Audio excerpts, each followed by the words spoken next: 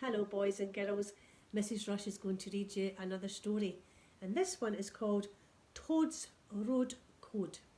Now let's see if Toad knows how to cross the road safely like we've been learning at nursery when we go out on our walks. The Toad wore a coat and a big smiley grin and a little bow tie nestled under his chin. His home was a hole at the side of the brook. It was neat, it was tidy.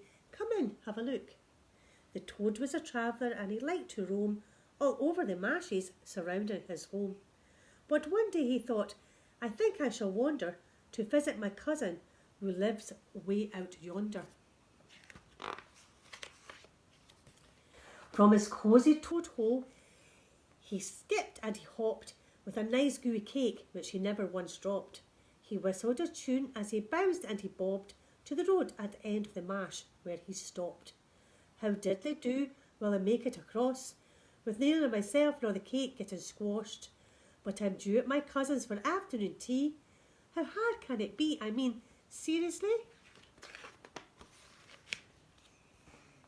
So he straightened his tie and he set off at pace with a hop, skip and jump and an admirable grace. He launched himself into the first lane he saw and met with a terrible ear-splitting roar. Yikes! Went the Toad, leaping out of his skin as he covered his ears at the terrible din. Frightened, he flattened himself to the road. Goodness, what was that? Did something explode? No, it was only the sound of a car which passed him close by and zoomed off too afar. The Toad thought, though had been given a bit of a start, he lay on the road with his hand on his heart. How diddly-do will I ever manage to cross the next lane without any damage? But I'm due at my cousin's for afternoon tea. How hard can it be? I mean, seriously? So he gathered together his wits and his cake. He straightened his tie and proceeded to take a very deep breath and a hop, skip and jump to the very next lane where he met with a bump. Up in the air went the cake and the Toad. Splat went the cake. It was squashed on the road. Yikes went the Toad, landed safe on the bank, startled and shaken. What was that? A tank? No, not a tank, just a really big truck, which Toad was glad he'd managed to duck. The cake, though, had taken the brunt of the wallop and lay on the road, a big gooey dollop. My cake, wailed the Toad as the truck flew on by, but he brushed himself down and straightened his tie and picked up all that remained of his cake and carried it to his cousin's small house by the lake. How do you diddly do, says the Toad. I'm so glad to see you, and goodness it showed. Come in, says his cousin, sit down if you're able. We'll have some nice gooey cake at the table. The Toad sat with his cousin, a frog, and they nattered of frog and toad things and of family matters. When finally the chat came around to the road and how to cross safely the road safety code. This is the Toad Road Code. Stop at the drop, it's too dangerous to hop. Look for things wheeled, better keep your eyes peeled. Listen all around, can you hear any sound? If there's nothing that you can see or can hear, then hop right across and you'll have nothing to fear. The Toad thanked his cousin and he ate some more cake, then finally looked at his watch. It was late. Well, thanks for the tip and the cake and the tea, and I'll be going now, seriously.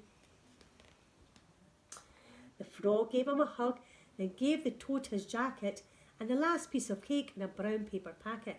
Remember the code, he says with a wave, as homeward the Toad hopped, feeling happy and brave. Sure enough, the Toad came to the place where cars and big trucks and more dangerous things raced. So he tried to remember his cousin's advice. Here goes, said the Toad.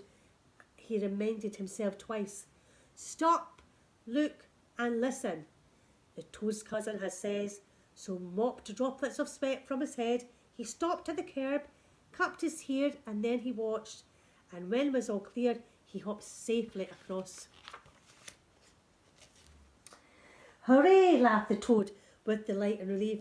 Then he stuck out his chin and that tie underneath, which he straightened once more so it didn't look funny, and he bounced all the way home just as brisk as a bunny. "How diddly happy I am to be back," says the toad as he hung up his coat in the rack. He loosened his tie and he said loudly yawning, "I think I shall visit again in the morning." The toad wore a coat and a big toothy grin, and a little bow tie nestled under his chin. He lives in a brook by a marsh near a road, which crosses quite often, and thanks to the code. Can you remember the code? Stop at the drop, it's too dangerous to hop. Look for things wheeled, better keep your eyes peeled. Listen all around, can you hear any sound? If there's nothing that you can see or you can hear, then hop right across, you have nothing to fear. I hope you all remember your road safety when you cross the road, boys and girls. Stay safe. Speak soon. Bye.